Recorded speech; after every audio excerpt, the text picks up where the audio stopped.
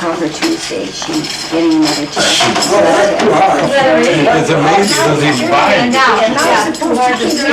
Next year? Yes, we should next year. Does she know? It looks absolutely impossible when it starts pouring. Yeah.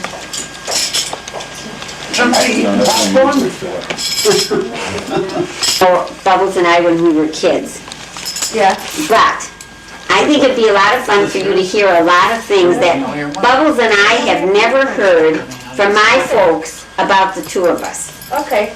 Okay? What haven't we heard? Well, I think there's things that we never asked. Did you ever ask Mom and Dad why they did certain things or what they thought of us when we were kids? I don't think I ever said, what did you really think of us when we were kids?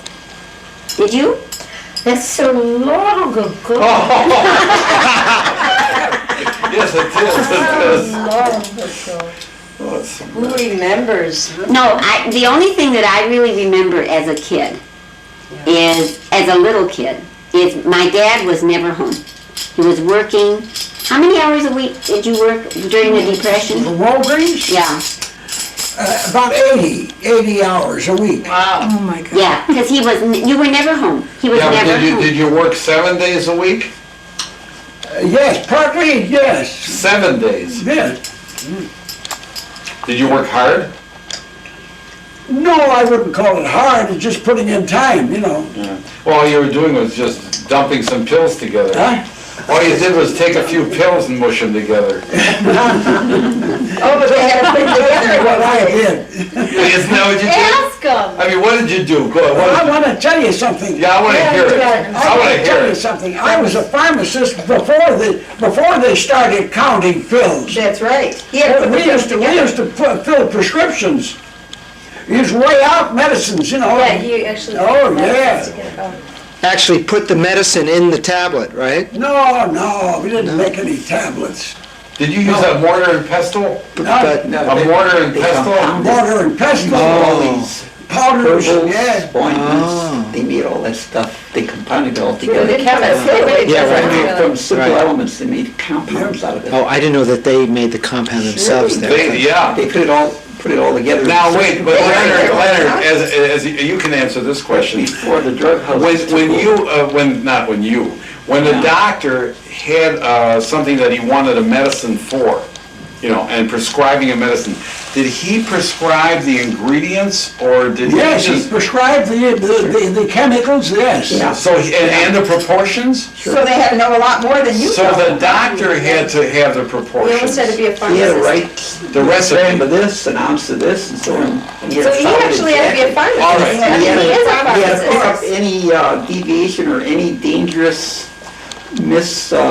I didn't know that, so the doctor was the one who prescribed the ingredients and the proportions. before the days of. No, And he had the dosage figured out. I understand. When he prescribed 1 gram of this and 15 grains of that and so on, and mixing them up, and then divided into, say, 25, 24 or 30 powders. Yes. See, then it's all figured out, the dosage is figures out right when it's divided that way. Well, where did the recipe come from? That's his own recipe. That's why he was a pharmacist. Yeah, No, that's the doctor's. But he, Did he have a book of recipes? Yeah, sure. They learned from books. To get the Yeah, a lot of compounds. stuff. but how often was there error involved here? I mean, That's if what I you, was gonna ask. Never was any errors. There was never. well, not with you, of course, but, I didn't mean you, but I mean other pharmacists. Very good there. I like that one. There's errors today too. That was a leading Yeah. Even though the pills are all The errors. miscount, they use the wrong pill, the wrong stuff. Yeah. Yeah, right. It's a matter The of- only one thing that was bad as far as the doctors were concerned, they should go back to school to learn how to write. Right. Yeah. They had reading and writing. I would agree with that. I've heard that from so many people that wanted to read. Don't they write in Latin or something, right? Or do they used to, or? Yeah. Well, some of the stuff originally was. Why do doctors all write terrible? I mean, They didn't go to school the right way. That's the problem. Several times I had to call up the doctor. didn't go to writing What school. he wanted there. yeah. It's a status. That's what I meant. symbol. Really? It's a status symbol. I know they're supposed to They write just, legibly. even if they can write legibly, they won't. they scribble. They won't. Didn't they, what was that method that we used to learn, Cursive, remember? And we had to have our arm on a table and Yeah. roll it. Round and round and Yeah, round. penmanship. What's that called? There was, you know. It's Penmanship. called a mortar and pestle. No, no, The grinding what? no. Same action. I'm talking about penmanship, Oh, payment. the Parker method. No, Palmer, wasn't it? Palmer, the Palmer method. That's what Grandpa lives. He took a course on penmanship, so he. Yeah, he got mixed up between the mortar and pestle and Now, okay, I have another question. Yeah. Do you know what a placebo is? A placebo. Do you know what that word? Placebo? Yeah. No. Well, My you- grandmother didn't know what it was either. no, Leonard, do doctors prescribe? I don't know if I missed a beat on that. All right, then what does a druggist do for a placebo? Sugar, whatever, sugar, flour, any. Well, that's what I'm asking. Would a doctor at any time, Can he say placebo? Any, Right, placebo? Sure. would a doctor at any time give you a prescription for just like a sugar tablet? Yes, yes. That's a placebo. Oh, sucrose, sure, sure. That's like a placebo. It's a fake pill. A substitute for a real It's a fake pill to make somebody think Yeah. that. It's like anti-B's hearing aid. Mostly in hospitals. Can I tell the story of anti-B's hearing aid? Outpatients, you. Yes. Yes. What is anti-B's hearing aid all about? I see. Sonny, I used to do that. What? you're responsible for this, you haven't heard the What's that? What is it? What? You know, Auntie B's hearing aid was badly damaged. He said somebody had to be jumping on it. Right. It was so badly damaged, he said there was nothing to And I do. told you to give her a placebo. And so he Ask said, somebody, you know, Let put it in your ear anyway and keep her quiet. Right. So I said to him, can you fix it so that she can put it in her ear? And he said, well, there's some sharp edges. He says, I'll file it down, I said, just so she won't injure herself. Bring it back, she's driving me nuts. He said, she wants her hearing I aid. ever did it on any. So he brought it back. Occasionally, And for days, she said, And people take it thinking. I want my hearing aid, it was laying in her Right. Oh, there's no question, there's a drawer. placebo effect. And she says, I don't know how to put it in, I don't know how to work it, and I don't put it in my ear. So I finally gave it to him, I said, put this in her ear and give her her hearing aid. They know already that it doesn't work, they don't need, they don't need a battery, they don't need nothing, it doesn't work. It's a placebo. So the other day I was up there, the first day she didn't mention hearing aid, it's sticking in her ear. Yeah. If anything, it's plugging up her ear so she can't hear as well. She's perfectly safe. I told you. isn't that something? I had no idea. Sure, because Bubba said, what should I do? I said, keep it away from her for a while, it's out for repair, bring it back, shove it in her ear, she'll be fine. That reminds me of. Meanwhile, it stops some of the hearing. That reminds me She of a heard friend pretty of well mine. today when we talked. She did fine. Sure she I did. mean, she had her moments though, where she had her moments where she couldn't hear us. Yeah. I thought to myself, oh God, if you come back, Len wasn't really that sick. Fault with this, and she Like I found said, that he was fault so with very him, sick, you know. and He Right. just didn't feel good. Oh, I right, thought, right. gee, I called her when I came home and told her, because I didn't want her to think that I said, God knows how sick he was. He was rather, you know. She says, "Now that's He what just Yeah. didn't feel like it, and she said, I never even touched it, Evelyn. But he I seems just fine mad, now. I got mad at her one day, because she starts yelling at me, why don't you come and see me, why don't you do this, and why don't you do that? So then I got angry too, and I told her why she doesn't do it, you know. It shows what the But mind. then I called Roz and I told her, I'm excited, your sister was up on her hair again, and What, totally Yeah. sick. But he seems to be fine now. she's fine. Listen, And I he know, I had really to. gotta know. When you and, whenever we were all living together in Cudahy, what did you do at the time we lived in Cudahy? Well, I worked for Charlie Walgreens. Well, you still worked for Walgreens. When did you start? Huh? When did you start with Walgreens? Oh, God, I don't know, 40 years ago. Pictures with that. 40? Sure. We're married 42. Wait a minute, more than that. I come to Milwaukee in 1930. And then That's 60 years I've been here. did you go to work for Walgreens right away? Huh? Did you go to work for Walgreens right away? No, I used to peddle some other things, different commodities, and called on drugstores and sold them, you know. Well, I, see, because you never told us that. Huh? Did he ever tell us Yeah, but that? not for too long. Then I went to work for Charlie Walgreens. And But now, you got married in 1925, And I right? always used to get home, you know, see, I had what they call the dog shift. I'd come to work at 1 o'clock and at noon, maybe around 12:30 is when I'd arrive, but I wouldn't get out of that place until 11 o'clock that night. And then there was no, and this was in West Allis, and I lived over on Center Street. And I had to take two streetcars to get home. And by the time I got home, it was already 1:30 and No, you lived in Cudahy. from Cudahy, no, yeah. No, I used to have, at that time, I think I had a car. Yeah, what about, we had a Ford, I remember. Didn't we have a Ford on Lisbon? Yeah, I had a Lisbon car in at that time. 56? Huh? Didn't we have a, what kind of car did we have on 56 in Lisbon? I can't remember. What kind, when was it that you lived there? 56 in Lisbon? I was 7, 8 years old, 20 years The apartment ago. has been torn down already. That's 20 years ago. That was I used to live on 58 in Lisbon. I lived on 58 in Lisbon. When did you live on 58 in Lisbon? Well, that's about 46 years Anyhow, ago. I was making about $30 a week.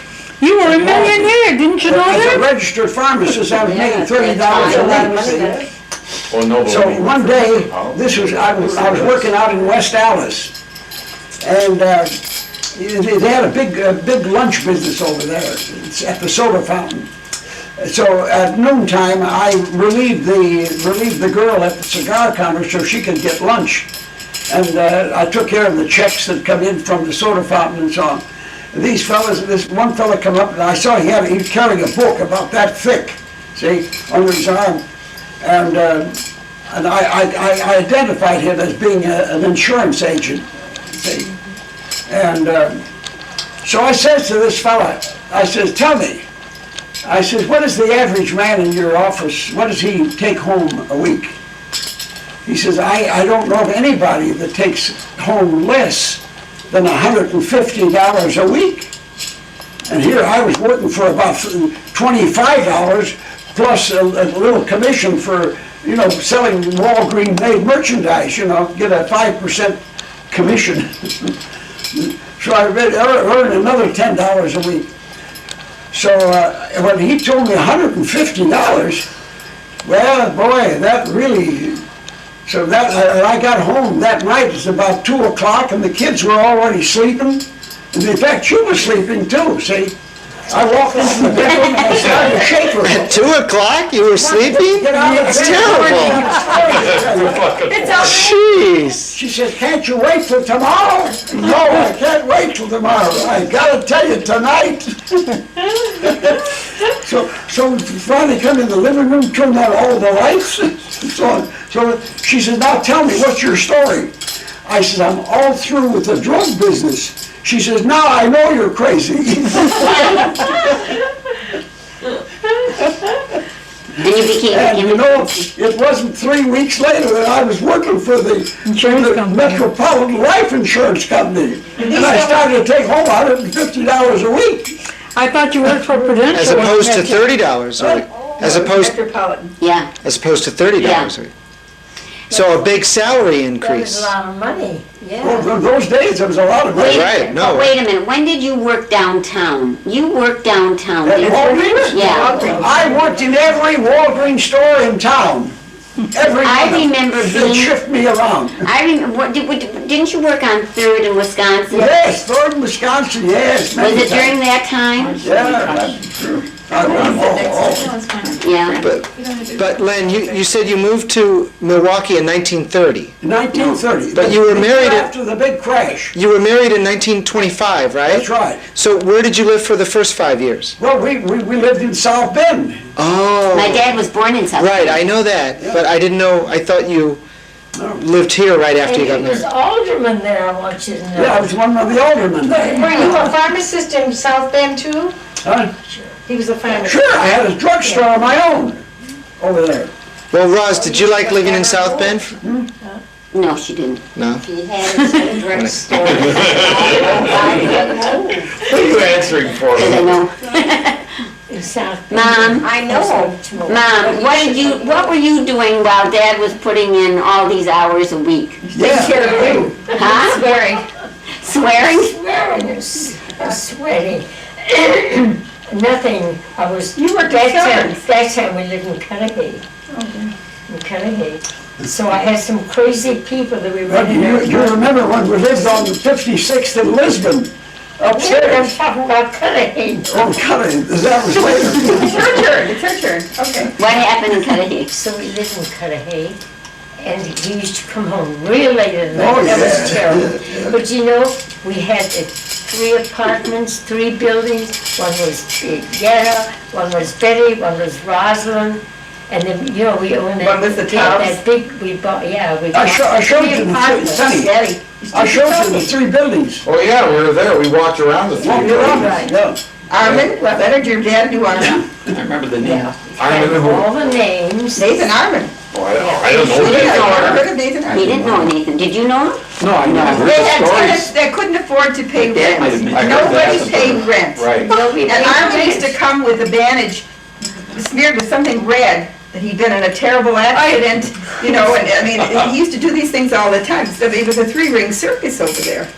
So we had, so all the tenants we had all the apartments taken, and then when they moved out, we couldn't rent them anymore. Uh-huh. My God, how much rent did we get? Mom, they never That paid was when a they did live there. depression. Well, That was a depression. so when they foreclosed on her father, when they foreclosed on him, then the judge gave us 2 years to live there, rent-free.